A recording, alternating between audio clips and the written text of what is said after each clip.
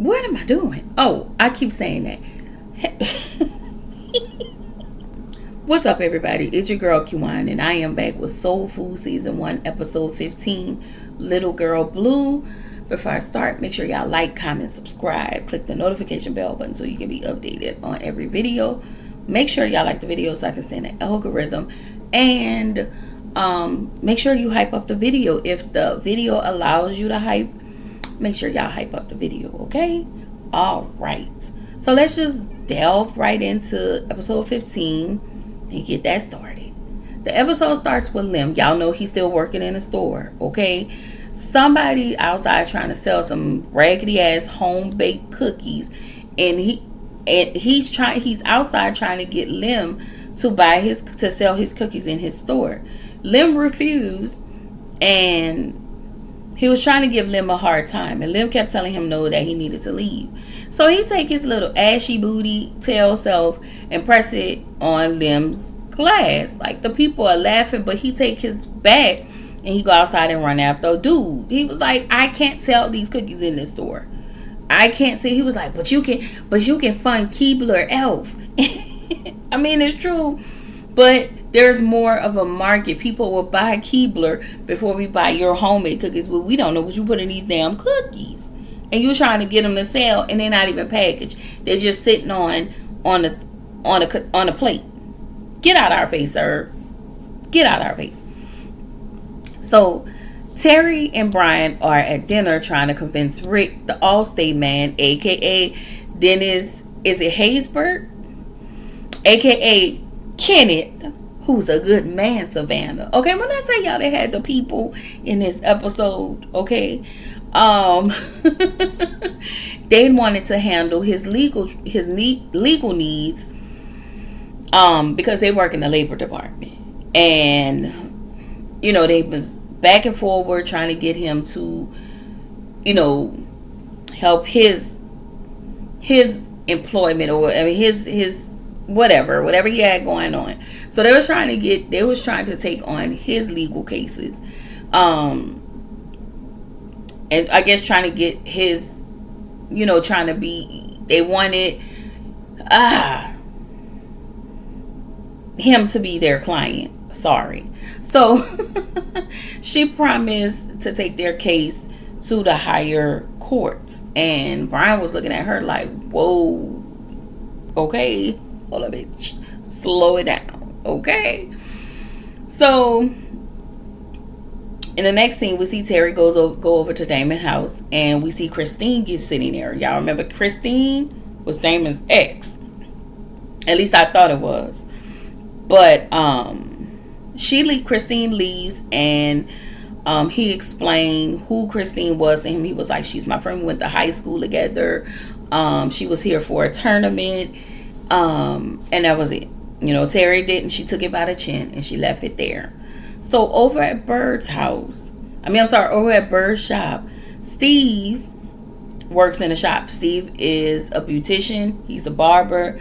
He works in a shop. Steve is played by Michael Ealy, a young Michael Ealy. Okay. And listen, I know that this is a TV show, but why y'all had a my lining right here like this? Okay, the lining was from here to here. I was like, no sir, he is. And it was like, he's the best barber. No, the hell he not. But I digress. Okay, so back at the law office, the Allstate man, Rick, okay, he's trying to flirt with Terry, and he invite her to a party that he's having, and the Norris Green staff will be at the party, but she declined because she was going out on a date with Damon. And then Brian tells her to go to the party, and she was like, nah, I'm good, I don't have to go to the party. And he was like, listen, that helps you out around here, they get you to the golf games, they get you to the partner position. Okay, so Terry talks to Damon, and she was like, I was supposed to go to this party. He was like, no, you gotta go. Like, he really convinced her to go. So He was like, do you want me to come? And she was like, no. He was like, good. So she went to the party. And, yeah, that was it. He talked to her about going to the party. So she decided to go to the party. So Kenny and Max are in the bed. And he's having a conversation about Steve. Well, Max let him. She was like, I don't understand why Steve works there at a barbershop and not be married to a woman and not be able to not be tempted by working by all of these women. And so Max tells him he's gay. So we find out that what's his name? Not Brian. Lord. Steve has a partner, and they have kids. He has 3 kids, 3 boys. And of course, Kenny's panties and boxers are in a whole bunch. Okay? Like, okay, your homophobic is showing. Okay. So Terry she gets to the party, she's working the room, talking to everybody, laughing, talking, everything is going great. And the next day, Brian goes to Terry's office and tell her she's not going to make partner. They haven't discussed it yet. Well, she haven't gotten the news yet. He wanted to give her a heads up, but we don't know the reason why she's not making partner. And I'm like, everybody took to her at the party, so I really don't understand why this lady ain't making partner. So we get back to the store. The ashy booty degenerate is protesting outside of J&H. And it's because Lim still won't allow him to sell them nasty ass, dry ass homemade cookies. Okay? He just keep harassing Lim. Annoyed. So Kenny goes to Bird's shop and he acts really funny with Steve. Steve see it, Bird seen it, and he acting like now that he knows that Steve is gay. Like, sir, you're very homophobic. It's homophobic, and it's showing. Okay, this is stupid. So, in the next scene, Rick is at the law office, still hitting on Terry, and Terry was like wiping her eyes and stuff because she had just got from crying because she realized she wasn't going to be making partner. She's been working there 5 years, bringing in clients, getting the billable hours, doing the work. Okay, so he tells her you should always have a plan B. Working as a black woman in corporate America, you should always. I mean, the way he was talking, he was like, you're arrogant. She was like, I don't fool this arrogance. Don't get this fool because it's not arrogance. It's confident because I know I can make partner. I know I can do the work. And they have a really good banter. But he tells her from one black man to a black woman, hey, you have to be 10 steps ahead. And I hate that. I hate that we have to work extra hard just to get a piece of something. And you have somebody of another who don't work as hard, or it's nepotism or something like that, and they get it just like that. And that annoys me to no end. It's even treated how when we buying houses, credit, it's all in there. And if you're another race, I don't mean to be offensive, but again, I only know about being a black woman. Okay? So Terry goes over to Damon's house because she's very upset. Like, this is upsetting her. And she's frustrated about making partner. And Damon was like, well, you just need to let it out and cry. She was like, I don't want to cry. I want to be a partner. And I'm like, Terry, you have to let go. All of this frustration is built up, anger, and all of it, and just let it out. Like, she always want to be strong. On top of all of this, Damon get a knock on the door. It's Christine. She decided to show up unannounced. Hey ho, don't show up unannounced. Okay, so she's pissed off, and then we find out that her and Damon was having a long distance relationship. Damon somehow jumped out of the relationship without even talking to Christine. In her mind, she felt like her and Damon was still in a relationship, so she's pissed off, And she decides to tell Terry. Terry was like, I have enough on my plate. I'm not trying to put this bullshit on my plate. She left. And I was like, girl, why would you do that? Why would you do that? That was stupid. Like, why would you go to this man? Pick me behavior. If I'm not mistaken, Christine is going to join Jesus on the other side. Okay? If I'm not, I think that's what's going to happen, but I don't know when. So anyway, Kenny is still being homophobic. Okay? He doesn't want Ahmad around Steve because he doesn't want Steve's influence over Ahmad thinking two men being together is normal. And I'm like,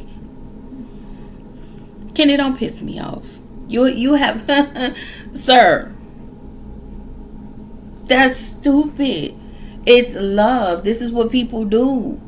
Listen, if you're on this channel and you are homophobic, I don't know what to tell y'all. Okay, I don't have a problem with people being in love.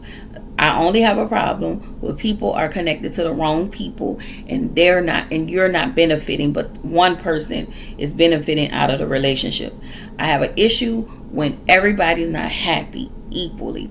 That's where a lot of when my issues come in. And my other issue about relationships is when you're being hurt mentally, emotionally, physically, being taken advantage of in all ways, and staying in something, again, that's not conducive to your happiness, your mental health, your finance, all of it. Okay? That's the only time I have a problem with it. Other than that, this is a problem. Kenny has earned the whole homophobic button from me. Okay?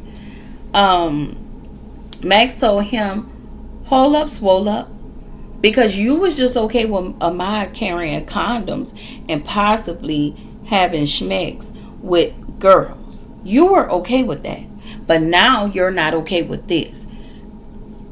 Kenny, go to hell. So back out at J&H, Ashy Booty is still harassing Lim at the store. And I was so annoyed with him. Like, why is he still here? So Brian goes back to Terry's office and talks to her about making partner. He tells her the reason why she didn't make partner is because she ruffled too many feathers. She's too confident. And also she's, what did he say? Terry was like, so I'm doing the right thing and it's wrong. I was so hurt for Terry because that lady works her ass off. Okay? On top of all of that, she's still not taking Damon calls. So Terry makes it home and she gets a knock on the door and it's Christine. How the hell you got my address? Okay? Don't piss me off. Lady showed up unannounced, of course, and she hands Terry a letter to read it, and she was like, this is why I'm still in love with Damon. And she was like, girl, I'm not gonna read this damn letter. And she was telling Terry, I'm just in love with Damon, as her saying, I need you to let Damon go for me so we can be together. Ma'am, you're being a pick-me. He does not want you. Okay? All right. So y'all, we back to Kenny and his homophobia. Okay? Kenny did not want Ahmad to go to that basketball game. So instead, he went and bought Ahmad an expensive game just so he won't have to go to the game. But Ahmad's not going to say nothing. Ahmad is very smart. He chunked it up and he played the game. And I don't know what the hell is going on. I don't know what the hell is his problem. All right? So Max is pissed. And so prior to the game and him not allowing Ahmad to go to the basketball game with Steve and his family, he goes to the shop and asks Bird to keep him away from Steve. Bird was like, okay, if you need him under my chest, I'll put him under my chest just for you. When I tell y'all, Kenny was tripping, like too hard for me, if you ask me. Okay, Pookie, because y'all know he played Pookie on the game, and I need to finish that. Let me tell y'all, I have 3 episodes of the game and 3 episodes of Insecure that I really need to finish, and I will. So anyway, he tells Max, he was doing what was best for Ahmad. Max was like, no, you wasn't. You was doing what was best for you. So Max was like, I don't have time for this. This is some bullshit. You're on bullshit. So Terry is pissed off at Damon that Damon kept all of this from her. Like, you could have told me this. And Terry is on top of that. She's stressed out and angry at work. And she, in her mind, she's replaying different conversations. How her sister's telling her she's great. How her mom had told her, and I think this was episodes ago, her mom told her, your mouth is a gift and a curse. And how, she's rehashing how she has a maid partner. And all of these conversations just flooded back. So she takes this moment to express herself. She knocked down all the papers in the office. She got her degrees up on the wall, her law degree. She got her shit on the wall. She take it and she break it. She throw it down on the floor. This is happening at the law office. All the paperwork that she have, her computer, she like doused all that shit on the floor because she's pissed. And I don't begrudge her for being angry. I have done all of this work. She was like, I'm not good enough. Like, she was pissed. She was like, I done everything right. She was crying because she has. I have done everything right. And I bet it is hard to be in Terry's position, being a woman. And it doesn't just go within the law office, but being the one in a family who has done great in this world. And everybody has to depend on you. Going to work, having to do all the things for the firm, make these people billable hours. What else she did? Get big clients. She's able to secure big clients. I will say this: if you guys do not watch Reasonable Doubt, it would be great if you did start at season 1. Okay, this mirrors Jax in this last season. Like, it's always been Jax at work, but if you watch Reasonable Doubt, this Jack and Terry mirror one another when it comes to being great attorneys but not getting what they need. The difference is Jax was a partner and she was still being disrespected because she was a black woman, the only black woman. Like, Terry is the only black woman. Okay, Josefina is the woman of color. She's Hispanic, but Terry is the only black one, and she's not a partner. And her and Brian started together, and Brian became partner his first 2 years. Terry's been there 5 years and still haven't been able to be partner. So yeah, sometimes the discomfort will allow you to get your shit and move forward. I don't know what's gonna happen, y'all. I really, really don't, but I will say that was a lot, and I was glad she was able to emote however that came out. I wish that Terry would handle all of her things at the moment, or take a moment, table it, circle back, handle your shit and your emotions instead of letting everything pile up and she just exploded in the office. Nobody was there. It was just her inside her office. She was pissed. I felt bad for her because she kept saying, I did everything right. I did everything right. And again, it got to be hard for her to be the person that they rely on at home and to be at work, and you're doing all of these things and it just feels like the respect ain't there. You can't give me what's owed to me, but you'll give it to some young white boy that don't know shit. So, you can hear now, this is where the episode ended, but she grabbed a picture of her mom and hugged it, and she was like, what am I doing wrong? I was like, Lord, don't do this, Terry. And all you can hear was Big Mama's voice when she said, dry your eyes and put your tough skin back on. And I do not like the toxic positivity, because it doesn't help you. It helps you because it always allow us to be strong. But it's to the point where you won't emote, because I have to wear this this strong mantra like a badge of honor. I have to wear like Teflon, like it gotta stick to me like Teflon. Like I do not like that. I don't like the toxic positivity. I don't. Okay. So yes, that's what the episode ends. She was laying there hugging her mom in the middle of her office, crying. But she was at the office late, crying. I felt so bad for Terry, y'all. That was not okay. Like, she thought she was a shoo-in, and I thought she was a shoo-in because she did so great. But you can work your ass off, and they still won't feature you. So yes, that's one of the things I don't like about corporate America. They don't feature you. They don't.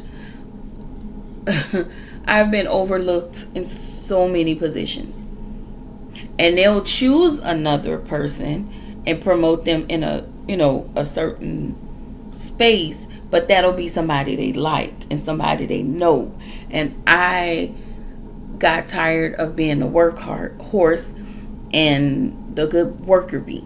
I'm still a great worker bee, but you get tired of those things, working your ass off, and you have nothing to show for it. So you know what?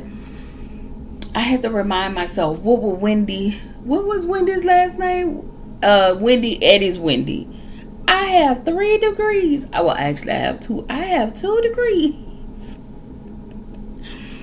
I'm just saying. Okay. If this is you, y'all, pivot. It is okay to pivot. It is okay to pop your shit, pivot, and get your fucking things. Okay? If I couldn't leave y'all with nothing else, I do want to leave y'all in this review with that.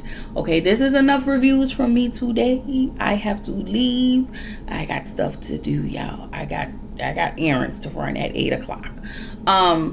Anyway, this is your girl Kiwan, reminding you to keep showing up, keep growing, stay true to yourself, and I will catch y'all in the next video. All right, bye bye.